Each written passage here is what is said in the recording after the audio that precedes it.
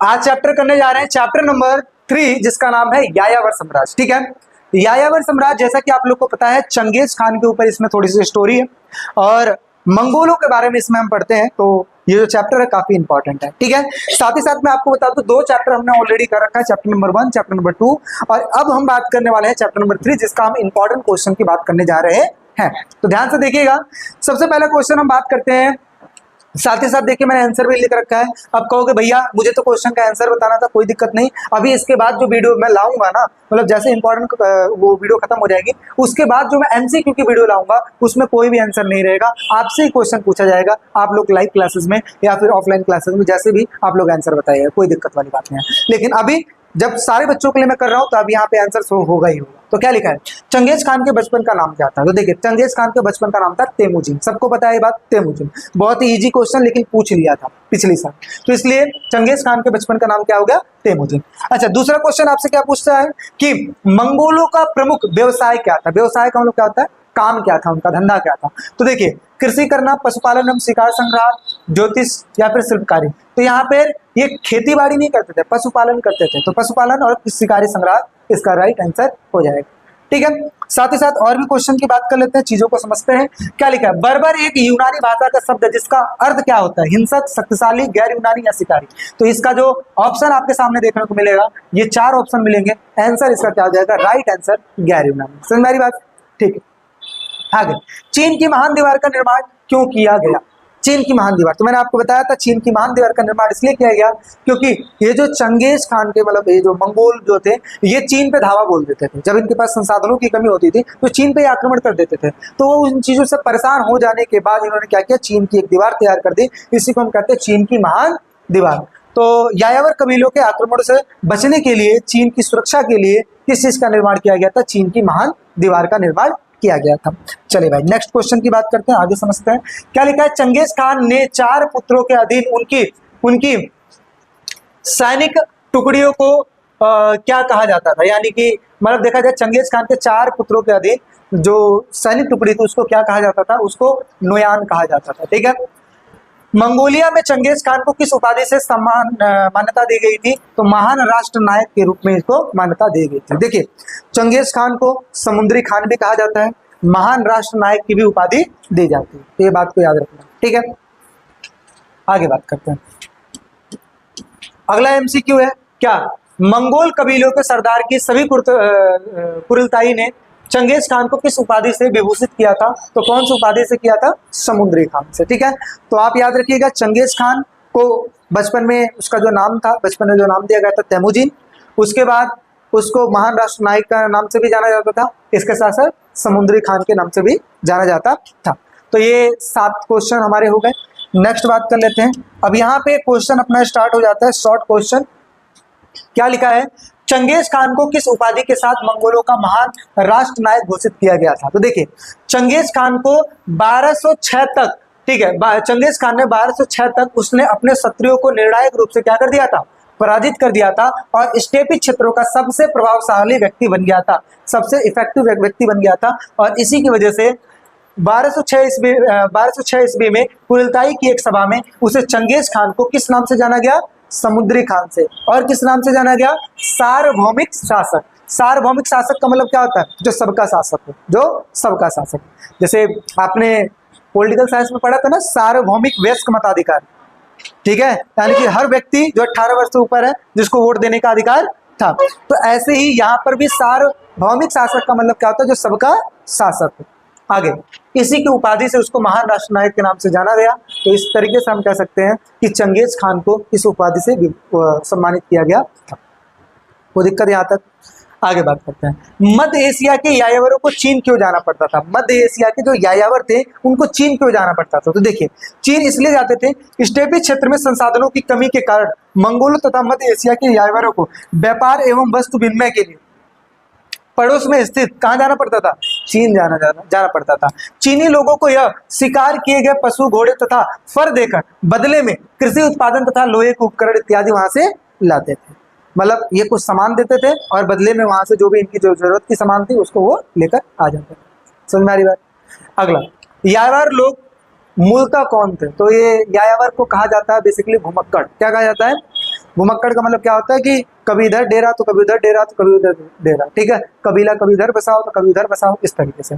तो यायावर यायावर साम्राज्य की अवधारणा एक तरीके से देखा जाए एक विरोधात्मक प्रतीत होती है। मतलब यायावर जो शब्द है ना, अगर मैं किसी को बोल दूं यायावर तो इसका मतलब क्या है, मैं उसका विरोध कर रहा हूँ या उसको मैं गाली दे रहा हूँ, ठीक है, तो विरोध प्रकट करता है कि नहीं करता। लेकिन यायावर का जो अर्थ होता है वो क्या होता है, मूलतः भूमक्कड़ होता है। क्या होता है, भूमक्कड़। चलिए नेक्स्ट बात कर लेते हैं। अगला क्वेश्चन आपके सामने लिखा है कि मंगोलों के सैनिक प्रबंधन पद्धति क्या थी, उसकी क्या विशेषताएं थी। देखिए मंगोलों की सबसे पहले हम सैनिक प्रबंधन की बात कर लेते हैं, ठीक है। वे पहले क्या थे सैनिक प्रबंधन। देखिए पिछले चैप्टर में भी आपको मैंने यही बताया था कि कोई भी राजा महान तभी बनता है जब उसकी जो सेना है काफी एक्टिव होती है, क्योंकि जब लड़ाई होती है तो काम कौन आता है, सेनाएं काम आती है, ठीक है, सेना का सूझबूझ काम आता है।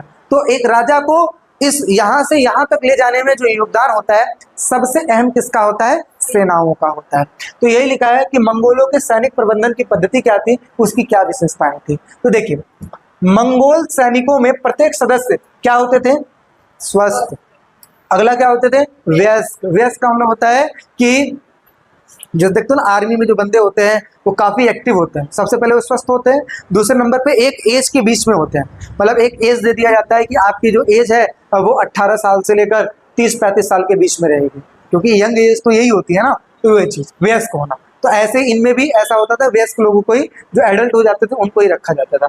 आगे हथियारबंद घुड़सवार दस्ता होता था। इसका मतलब क्या होता है कि घुड़सवार पे बैठकर जो लड़ाई करते हैं ना उनके पास भी हथियार होता था और वो भी अच्छा लड़ाई लड़ सकते थे, इस वजह से ये इनके सेना का प्रमुख विशेषता है। आगे मंगोलों ने 13वीं शताब्दी तथा 14वीं शताब्दी में अपने तेज रोशनी वाली घुड़सवार सेना और उत्कृष्ट धनुर्धरों की बदौलत एशिया के बड़े हिस्से पर क्या कर लिया, विजय प्राप्त कर लिया। मतलब जब इनकी सेना इतनी ज्यादा थी जिसमें धनुर्धर भी थे, घुड़सवार वर्ग भी थे, पैदल सैनिक तो थे, तो इसके बाद तो ये जीतना आसान हो जाता था इनके लिए। तो इस वजह से ये अपनी सेना को ज्यादा एक्टिव करके रखते थे, सेना को ज्यादा महत्व देते थे, जिसकी वजह से लड़ाई हमेशा ये जीत जाते थे। और एक चीज और, निर्णय सबसे ज्यादा मैटर करता है।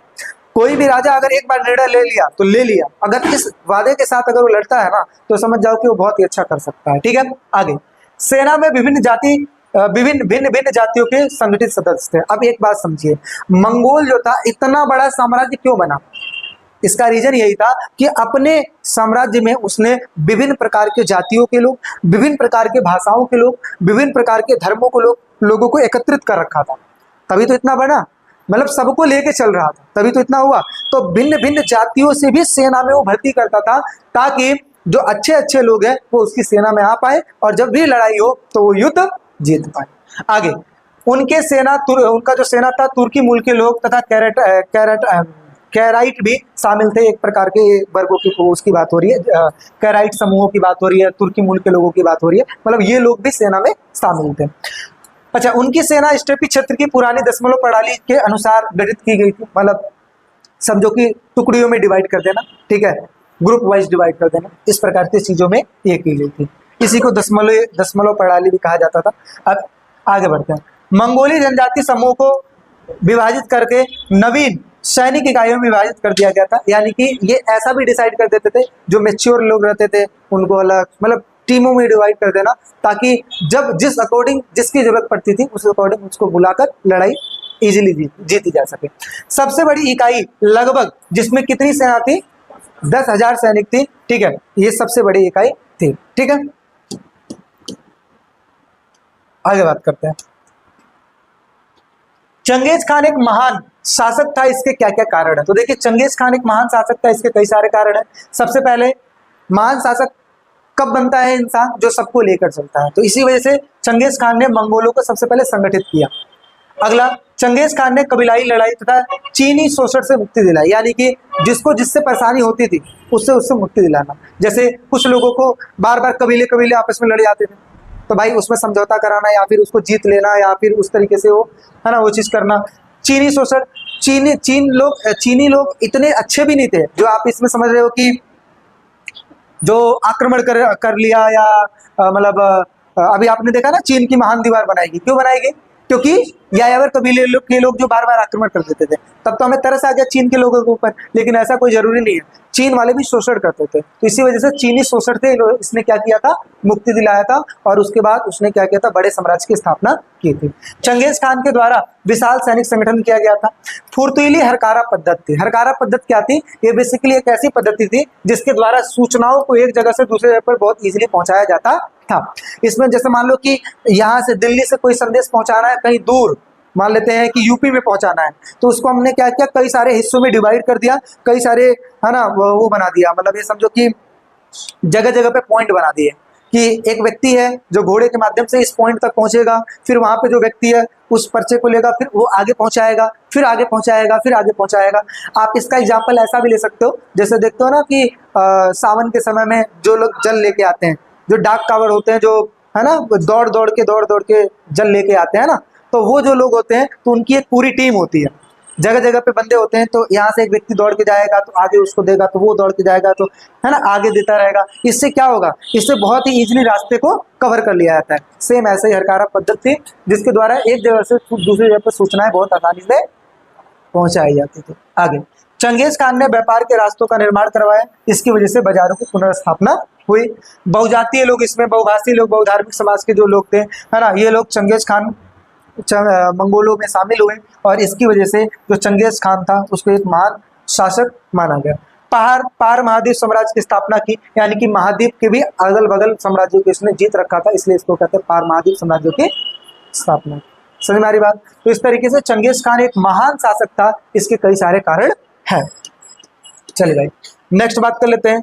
अगला क्वेश्चन हमारे सामने क्या है, चंगेज खान की हरकारा पद्धति क्या थी, इसकी विशेषताएं बताइए। जस्ट मैंने पीछे बताया, अब एक बार इसको भी देख लेते हैं।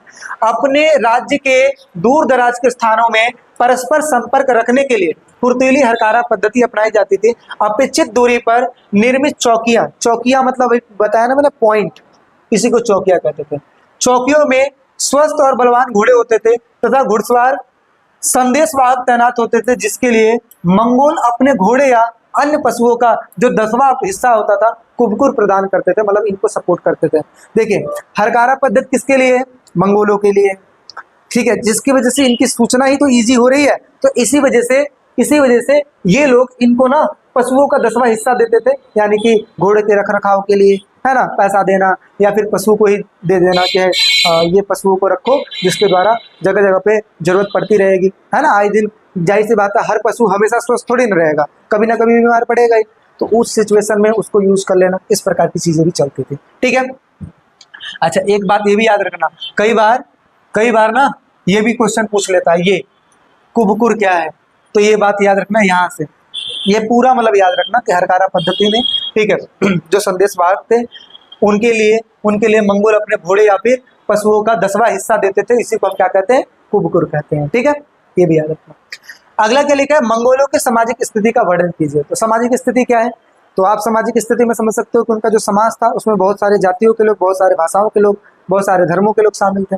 ठीक है, तो क्या लिखा है, सबसे पहले मंगोल समाज में विविध सामाजिक समुदाय थे, जिसमें पशुपालन तथा शिकारी संग्राहक भी थे। अच्छा, मंगोल यायावर जो समुदाय था ये मैक्सिमम देखा जाए तो पशुपालक करते थे। पशुपालक मतलब क्या होता है, पशुओं को अपने पास पालकर रखना, साथ ही साथ शिकारी संग्राहक भी थे, शिकार करने का काम करते थे। आगे पशुपालक समाज घोड़े, भेड़, ऊँटों इत्यादि को पालते थे। पशुपालक मध्य एशिया की घास के मैदान में रहा करते थे, यहाँ छोटे छोटे शिकार भी उपलब्ध हुआ करते थे। शिकारी संग्राहक साइबेरिया के वनों में रहा करते थे तथा पशुपालकों की तुलना में ये क्या थे, गरीब थे। साथ ही साथ चरण क्षेत्र में साल की कुछ अवधि में कृषि करना संभव, परंतु मंगोलों ने कृषि को नहीं अपनाया। यानी कि चरण क्षेत्र का मतलब क्या होता है, जहाँ पे पशु चरते हैं, ऐसी जगहों पर अगर चाहें तो उसको हम अच्छे से जोत कर उस पर फसल उगा सकते हैं, लेकिन क्या होता है, ये लोग खुद ही नहीं करना चाहते थे। ये क्या करना चाहते थे, ये पशुओं को पालते थे, उसी का सब चीज करते थे, लेकिन खेती बाड़ी ये नहीं करते थे। समझ में आ रही बात। आगे वह आत्मरक्षा और आक्रमण के लिए परिवारों तथा कुलों के परिसंघ बना लेते थे। मतलब जैसा होता नहीं है, आक्रमण करेंगे तो सारे मिलकर करेंगे, अपने उनको बुला लो, उनको बुला लो, उनको बुला, सबको बुला लो, सब मिलकर लड़ाई करेंगे। इससे क्या होगा, इससे कोई भी लड़ने से बचेगा, इससे कोई भी लड़ने से बचेगा, भाई इनसे मत जुड़ाओ। तो सेम ऐसे ही आत्मरक्षा के लिए या फिर आक्रमण करने के लिए ये अपने परिवारों को बुला लेते थे, अपने कुलों या परिसंघों को भी बुला लेते थे। आगे, वे लोग पशुधन के लिए लूटमार भी करते थे, चारागाह के लिए लड़ाई इत्यादि भी किया करते थे। तो हम ये समझ सकते हैं ये चीजें। साथ ही साथ जो भी और भी बातें जो मैंने बताया ना, इनके समाज में कौन कौन से है ना बहुत सारे धर्मों जाति के इत्यादि के लोग रहा करते थे, वो भी चीजें इसमें आप लिख सकते हैं। समझ में आ रही बातें? चलिए आगे टॉपिक की बात करते। देखिए क्या लिखा है, चंगेज खान की सैनिक उपलब्धियों का वर्णन कीजिए और इसकी सफलता के क्या कारण थे। मतलब चंगेज खान की पहली सैनिक उपलब्धियां क्या थी और ये बार बार सफल क्यों होता था, सफल मतलब क्यों बार बार जीतता था, इसके क्या कारण थे। तो पहली चीज, कुशल घुड़सवार सेना। कुशल घुड़सवार सेना का मतलब क्या हुआ, उसके पास जो सेना थी उसमें घुड़सवार सेना, घुड़सवार का मतलब क्या होता है, जो घोड़े पे बैठ के है ना लड़ाई करते हैं, है ना, तो वो काफी अच्छी खासियत थी जिसकी वजह से युद्ध जीत पाना बहुत आसान हो जाता है। ठीक है, तो पहली चीज ये उपलब्धियां थी। दूसरा, तीरंदाजी का अद्भुत कौशल इनके पास था। ठीक है, तीरंदाजी आप देखते हो ना, निशाना दूर से ही साध के मार दो, ये भी था। मौसम की जानकारी होना बहुत इंपॉर्टेंट फैक्टर है। आप गए लड़ने के लिए, पता लगा बारिश हो गई, बारिश हो रही है, बारिश में अब प्लानिंग के साथ अगर आप लड़ोगे तो आराम से जीत जाओगे। ठीक है, तूफान आ गया, कुछ और चीजें हो गई, तो मौसम के बारे में जानकारी होना भी बहुत ज्यादा जरूरी होता है। अगले, घेराबंदी की नीति, वही घेराबंदी करना, चक्रव्यूह रचने वाली टाइप की कुछ बात हो रही है इसमें। नेपता बमबारी, ये कुछ ऐसी बमबारी थी जो जिसको हम दूर से ही फेंक सकते हैं, लाइक जैसे बम वगैरह हो गए, कुछ इस टाइप से चीजें। और हल्के चल उपकरणों का मतलब क्या होता है, कुछ ऐसे है ना चलते हुए उपकरण जिसके द्वारा लड़ाई की जा सके। जैसे आपने जो समझा होगा, जैसे भल्लाल देव का रथ देखा होगा जो आगे ऐसे चक्कर घूमता रहता है, मतलब कुछ इस प्रकार का कोई एग्जाम्पल समझो जो जिसमें क्या होता है, जिसको हम इजीली ले जा सकते हैं। ठीक है, जैसे बारूद पहले ना वो होता था, गोला बारूद फेंकने के लिए क्या बोलते हैं उसको, तोप, है ना, वो होता था। तो छोटे छोटे भी तोप होते हैं, तो इस प्रकार की भी चीजें होती थी। तो चंगेज खान की सैनिक उपलब्धियां कुछ इस प्रकार से थी। ठीक है, और ये इसी की वजह से बार बार ये सफल भी होता था, बार बार ये जीतता भी था। ठीक है, अगला क्या लिखा है, मंगोल साम्राज्य के पतन के कारणों का वर्णन कीजिए। मंगोल साम्राज्य के पतन, अब देखिए आखिर मंगोल साम्राज्य का पतन किस प्रकार से हुआ, इस चीज को समझते हैं। तो पहली चीज तो ये समझे कि मंगोल में जो एक्चुअल लोग जो शासन करते थे, इनकी संख्या क्या थी, कम थी, और ये अपने समाज की तुलना में, अपने प्रजा की तुलना में कम सभ्य थे। सभ्य का मतलब क्या होता है, कम पढ़े लिखे मतलब संस्कारी कम थे, ऐसा समझ सकते हो आप। तो क्या लिखा है, मंगोल साम्राज्य का पतन, मंगोलों के पतन के मूलतः कारण निम्नलिखित है। पहला, उनकी संख्या बहुत कम थी, वह अपनी प्रजा के प्रति कम सभ्य थे। आपसी विरोध और अपनी सभ्यता को विचित्र देशों की सभ्यता से मिलाना, आप अपनी सभ्यता को दूसरे देश की सभ्यता के साथ मिला दोगे तो आपकी सभ्यता की वैल्यू रहेगी, नहीं रहेगी। तो इसी वजह से क्या हुआ, ये भी एक प्रकार की डिसएडवांटेज है। आगे, मंगोलों द्वारा अन्य धर्मों को अपना लेना, जिसकी वजह से धीरे धीरे है ना इनकी संख्या, इनका जो पावर था धीरे धीरे कम होना शुरू हो गया था। तो ये कुछ चीजें हैं। आगे बढ़ते हैं, चंगेज खान कौन था, चंगेज खान और मंगोलों का विश्व इतिहास में क्या स्थान है, मूल्यांकन कीजिए, इंपॉर्टेंट क्वेश्चन है। तो लिखा है कि चंगेज खान का जन्म 1162 ईस्वी में मंगोलिया में हुआ था। प्रारंभिक नाम तेमुजिन था। 1206 ईस्वी में तेमुजिन जमुका और नेमन लोगों के निर्णायक रूप से परास्त करने के बाद स्टेपी क्षेत्र का सबसे प्रभावशाली व्यक्ति बन गया था। ये जो जमुका है ना, ये चंगेज खान का क्या है, मित्र था, है ना। आगे, और उसके इस प्रभुत्व को देखते हुए मंगोल कबीलों के सरदारों की एक सभा, जिसको कुरलताई में मान्यता मिली थी, उसे चंगेज खान यानी कि समुद्री खान या फिर सार्वभौम शासक की उपाधि देने के साथ महान राष्ट्र नायक का एक उपाधि दे दिया गया, जिसके बारे में हमने ऑलरेडी पीछे बात कर लिया था। आगे समझते हैं चंगेज खान और मंगोलों की विश्व इतिहास में क्या योगदान है। तो सबसे पहले चीज, मंगोलों के लिए चंगेज खान एक महान राष्ट्र नायक था। ठीक है, दूसरा चीज, उसने मंगोलों को संगठित किया, चीनियों को शोषण से मुक्ति दिलाया। ठीक है, चीनियों द्वारा शोषण से उसने मुक्ति दिलाया था। पार महाद्वीप साम्राज्य की स्थापना की थी, व्यापार के लिए है ना रास्तों का निर्माण करवाया था, साथ ही साथ बाजारों का पुनर्निर्माण करवाया था। इसका शासन बहुजातीय, बहुभाषी, बहुधार्मिक था। साथ ही साथ अब मंगोलिया एक स्वतंत्र राष्ट्र है और चंगेज खान एक महान राष्ट्र नायक के रूप में तथा आराध्य व्यक्ति के रूप में मान्य है नहीं, ये सारा चीज था में लिखना ज्यादा अच्छा था। ठीक है, क्योंकि अब ऐसा कुछ नहीं है, ये बहुत पहले की बात है, ये चीज खत्म भी हो गई। ठीक है, तो था लिखेंगे तो ज्यादा ही इसमें अच्छा रहेगा। तो इस प्रकार से हमने देखा चंगेज खान का विश्व इतिहास में क्या योगदान रहा है, और ये सारा चीज के बारे में हमने बात किया। आई होप सो आपको समझ में आया होगा। इसके साथ ये चैप्टर आपका ओवर हो जाता है। ठीक है, यास के बारे में बस थोड़ी बहुत जानकारी रखना। यास क्या है? यास एक प्रकार की विधि संहिता है, ठीक है, जिसमें शासन चलाने से रिलेटेड बहुत सारी बातें रखी गई हैं, जो कि चंगेज खान अपने मंगोलिया साम्राज्य में उस चीज को लागू किया था, और आगे चल के जो इसके बेटे थे इसने भी, है ना, उस चीज को आगे कंटिन्यू किया, ठीक है। इसके 3 विधि है, मतलब एक तरीके से इसका अर्थ की अगर मैं बात करूँ, यास का अर्थ क्या है, तो एक प्रकार का विधि संहिता है, लेकिन इसका एक अर्थ और लिखता है जिसमें 3 बातों को ज्यादा डिनोट किया जाता है। सबसे पहला विधि, दूसरे नंबर पे अज्ञाप्ति, और तीसरे नंबर पे आदेश। ये 3 लाइन याद रखना, 3 वर्ड याद रखना बेसिकली। कौन कौन से? सबसे पहला मैंने आपको बोला विधि, दूसरे नंबर पे अज्ञाप्ति, तीसरे नंबर पे आदेश। ये सारी चीजें हैं, ये अपने, है ना, समाज में लागू किया था किसने? चंगेज खान ने, ठीक है। तो ये हो गया आपका चैप्टर ओवर। आई होप सब चीजें समझ में आई होगी। तो बाकी यही है, चैनल के साथ जुड़े रहिए। अच्छा, इसके साथ साथ अगर आपको इसके नोट्स चाहिए तो डिस्क्रिप्शन में आपको लिंक मिल जाएगा, उसको आप वहाँ से डाउनलोड कर सकते हैं। और बाकी चैनल पे नए हैं तो लाइक शेयर सब्सक्राइब जरूर कीजिए। मिलते हैं एक नेक्स्ट वीडियो में, टेक केयर, बाय।